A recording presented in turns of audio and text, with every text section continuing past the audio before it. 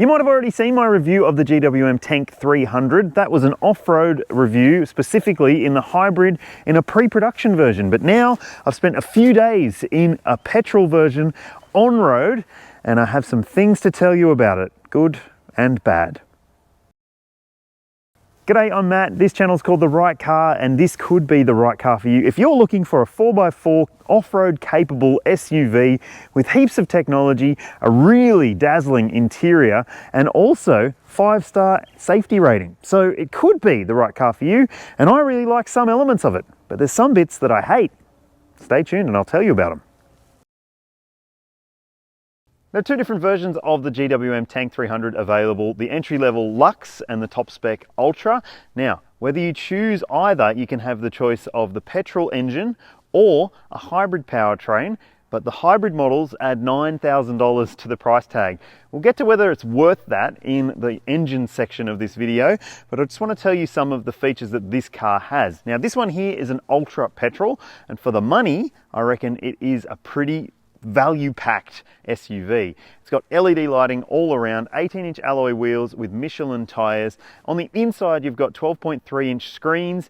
There's heating for both the front seats, cooling for the front seats as well, a heated steering wheel, a sunroof, and a bunch of other really nice features. So it does feel special. The other thing is that if you choose the Luxe model, you still get all of those features pretty much, apart from the heating and the cooling for the seats. So it is a pretty value-packed model, and I would urge you to check out the spec sheet to see which one is going to be right for you, because I honestly reckon the entry-level petrol could be an absolute bargain for most buyers. When it comes to competitors, look, you could be shopping for a 5-year-old Prado or a 10-year-old 200 series, but neither of those have as much technology, safety equipment, or wow factor as this car does, and that's the reason this thing stacks up so well, in my opinion.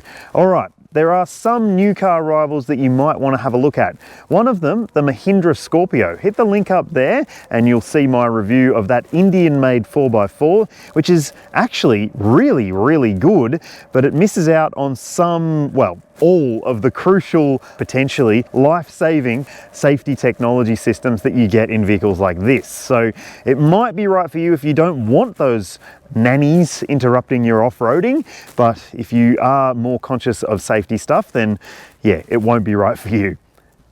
Another vehicle that you'll probably want to check out is the Suzuki Jimny 5-door. It's coming to Australia very shortly, and it's going to have a heap of off-road capability. Only 4 seats though, and it's a fair bit smaller than this. Can't tell you what the price is yet, but there are people who have already put their orders in, no matter what it costs in the end. So it could be a really good option for you if you are sold on the whole Jimny thing. Another option you might want to consider if you want something from a mainstream brand, Mitsubishi Pajero Sport. It's a Triton-based 4x4 or 4x2 wagon with 5 or 7 seats, and it comes as standard with diesel, which could be a decision maker if you're planning to go out into the outback and you want to have a long-range tank with diesel fuel efficiency, then it could be a better option than this. Officially, this is a mid-sized SUV, but it looks really big. And part of the reason for that is that it's quite tall. So I'm about 6 foot tall, so you can see here that it's much taller than I am, especially up to those roof bars on top. So it isn't going to be necessarily an urban-friendly option if you do encounter a lot of low-rise car parks, but it's not really designed for that. It's made for off-road stuff, and so you'll see on your screen now some off-road angles that you might be interested in, and it is very much a bulky, boxy kind of car. I like it. It kind of reminds me of like a love child of a Dodge Nitro and maybe a Mercedes G-Wagen and maybe even a Hummer H3. Might have been a very interesting night for those 3 cars. Now, at the back, you've got a side swinging tailgate, so like a lot of 4-wheel drives. The spare is mounted on the tailgate, so that can mean that it is a bit heavy, but just keep in mind that you need to park with enough space behind you so that you can actually get in and out of the boot easily. Now, let's take a look in there. So, as I mentioned, side swing tailgate, and they aren't always your best friend in tight car spots, but just know that the boot space in here isn't as big as you might expect it to be for a vehicle of this size. Look, it's a nice shape because it's very squared off. It just means that, well, you might end up stacking things up pretty tall instead of maybe having a bit more depth to the space. Now, underneath the boot floor, there's a subwoofer, and obviously the spare wheel's on the back door here, so there's not a whole lot of space underneath there either. And look, it's going to be practical enough, I think, for most families. Maybe if you've only got one or two smaller kids, or if you've got grown kids, it might be okay because you've got the potential to put roof racks on as well. Now, there is no cargo cover as well. I guess that's one thing that just means that it just doesn't get in the way, but you do have these little hooks up here, so you can put a net if you need to secure things in. It's also got some nice little bag hooks here on the door and a net thing so you can put something else in there if you need to, and little storage cubbies up the top here too, so pretty good. If you saw my earlier video review of the Tank 300, you'll know I sort of referenced G-Wagen as the interior inspiration here, and yeah, I believe that is the case. It does have some really, really nice blingy elements to this cabin, including these vent controls and surrounds, which are just lovely. They have a nice feel to them. They've also got ambient lights in them too, which is a nice feature. And the ambient lighting continues into the outer vents, into the doors, and into the back doors as well. My daughter loved being able to see some rainbow colors in the doors. She thought that was very cool. Now, what I think's cool is the fact that there are buttons for the controls in this car. Thank you, GWM, for listening, because there are now fan controls, an air conditioning control button, and temperature control buttons down here. I do have a gripe with them though. They're not illuminated at night, so it is a bit of guesswork until you get to know where each button is. Or you can just go through the screen because it has that functionality. You can basically just touch to adjust the temperature on screen as well if you want to. There's seat heating buttons as well, and your demister buttons are up here in this central display bit. There's a clock there too, which is a nice touch, I reckon. And it's also got some pretty nice touches when it comes to the material finishes here. I love this design on this section in front of the passenger and over here next to this part of the dashboard. It just has some kind of shard-like wow factor to it that just, I don't know, I've never seen anything quite like it in any other vehicle that I've driven. It's got a nice sort of padded finish on top of the dashboard too. There's a big grab handle here which has got a nice sort of grippy finish on it as well, and the seat quality and comfort of the material is very good too. There are some other quirky elements when it comes to the design. This gear selector is one of the strangest I've seen, but thankfully it's not one of those rotary dial annoying ones like so many other brands have these days. You do have rotary dials here for your drive modes and also your 4x4 selection mode there as well. There's a bunch of buttons here for your diff locks and stuff as well, and behind there, you'll find there's a couple of cup holders hidden down here, which you can cover up with a tray if you want to, or you can basically have a really big storage space in there as well. Wireless phone charging, bottle holders in the doors, sunroof. This thing's got a lot going for it, and I even don't mind that the screen, well, you do have to do a little bit less through the screen, so the screen is pretty much easy to get to terms with because you've got so many of those main controls down here. Driver info screen has heaps of info and detail to it as well. They're both bright and colourful too, which just adds to the fun factor of this cabin. Now, let's check out if it's fun in the back seat. Like I was saying, if you've got grown kids, this could be a really good option for you because there's heaps of space back here. This seat is set for me at 182 centimetres or 6 foot. I've got lots of knee room, like heaps of foot room as well, a decent amount of headroom, and partly that's impinged a little bit on because of the sunroof at the front here.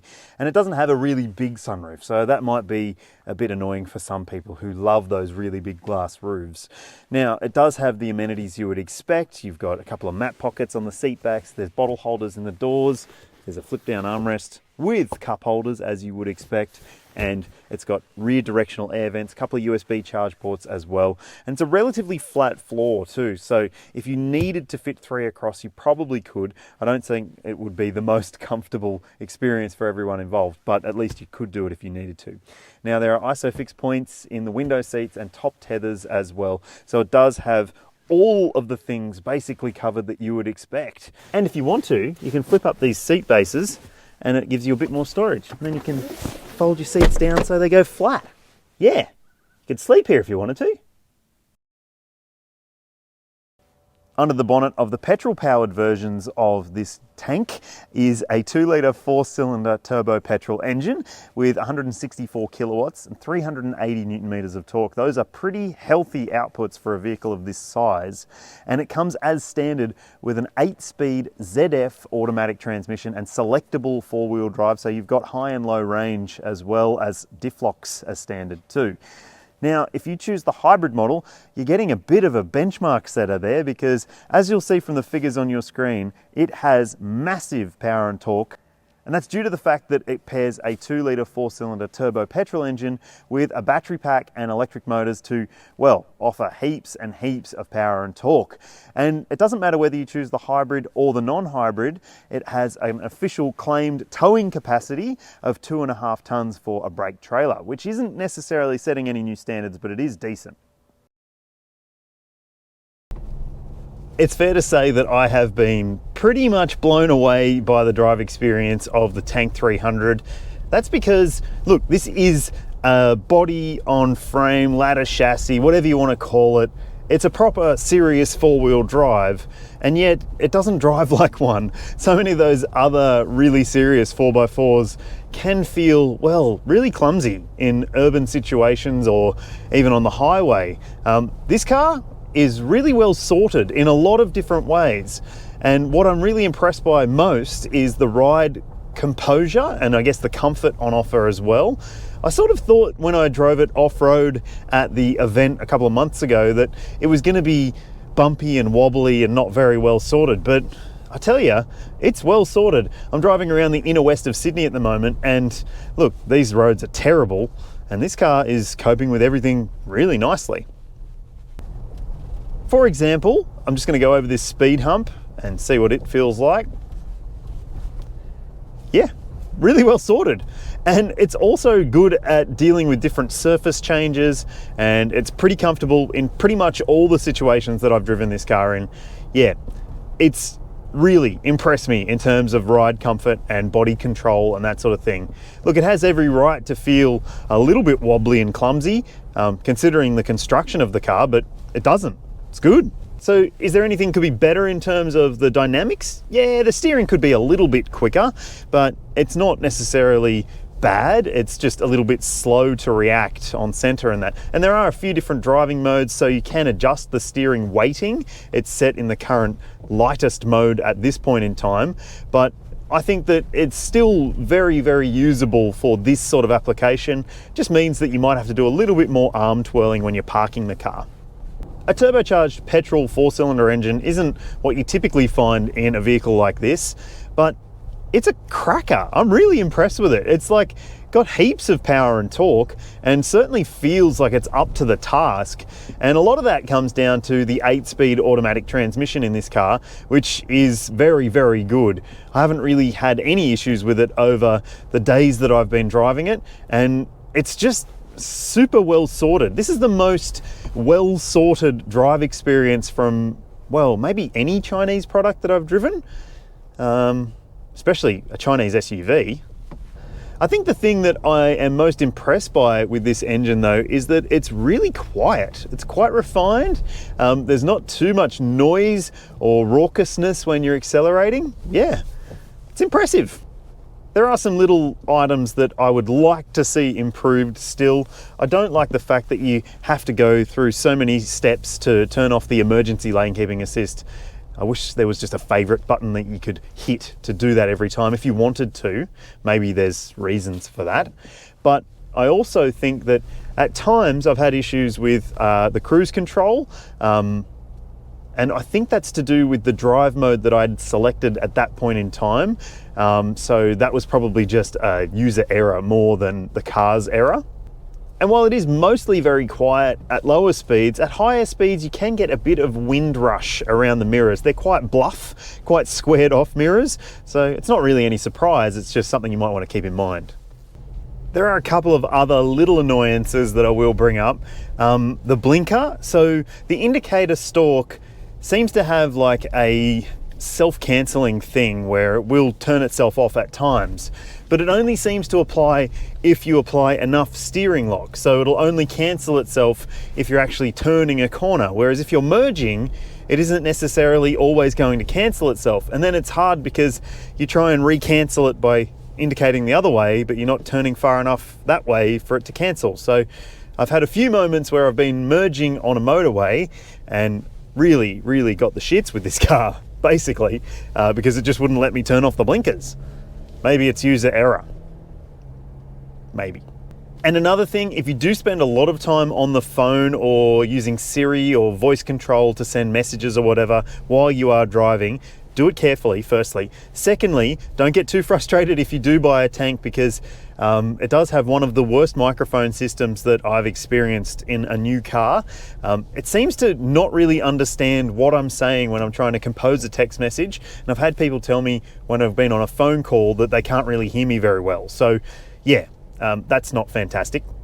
I'm driving past a Ford Everest right here and I'm thinking, which would I choose? And that makes you realize how good this car is. Let's talk about efficiency then. Okay, the petrol turbo version of the Tank 300 is not the most efficient vehicle you can get, but it's also a pretty big vehicle, it's pretty heavy, so the figure that you see on screen now, that's what you should be able to achieve across a mix of driving. It's the official number. I haven't achieved that during my time with this car. You'll see on screen now what I did achieve, and while that is quite high, I actually think it's okay for this class of vehicle. Considering it's not diesel, I think that that is not too bad. And I know that you will see a lot higher if you do some serious off-roading, but yeah, it's just pretty good. I wouldn't say it's great though. Now, when it comes to the hybrid version, obviously it's got heaps more power and torque, so it is arguably more about performance than fuel efficiency, but it does have a slightly better official combined cycle figure. You'll see that on your screen now. So if that matters to you and you want the power and torque with the hybrid system, you got to spend an extra $9,000 to get it, or 10 in the top spec. The Tank 300 scored the maximum 5-star ANCAP safety rating based on 2022 testing. So you can rest assured that this Chinese car has a bunch of standard safety technology.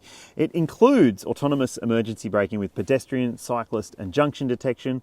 There's a lane keeping system as well as lane departure warning, blind spot monitoring and rear cross traffic alert. And like I said, all versions come with the surround view camera and there's front and rear parking sensors as well. There are some elements of it which are annoying, including that lane keeping system, which can be a little bit assertive, but I've just turned it off every single time I've driven the car, and it is a sequence that you get used to, so it might not be a deal breaker like it is in some other models. You can also rest assured that it has all the airbag protection that you would expect of a new car in 2023. GWM offers a 7-year unlimited kilometre warranty, which is at the benchmark level for most mainstream brands. So otherwise you'd be looking at a Kia or a SsangYong, for example. And if you are interested, there's 5 years of roadside assist included for free when you buy this car. And when it comes to service intervals, you'll see them on your screen now. And also I'm going to show you the prices for the servicing on the screen now as well. You can tell me what you reckon in the comments section below. Like I said at the start of this video, there are some elements that I really don't like about the Tank 300, but I would overlook them because I think that this car is a very compelling 4x4 option for people who are not willing to spend $50,000 on a 5-year-old Toyota. So it could be right for you. I'd love to know what you think. Would you choose it, or would you choose something different? And if you would, let me know what it is, because I'd love to know if there's anything better value than this out there, in Australia at least. Let me know, and if you haven't already, like and subscribe, and I'll see you in the next one. Bye.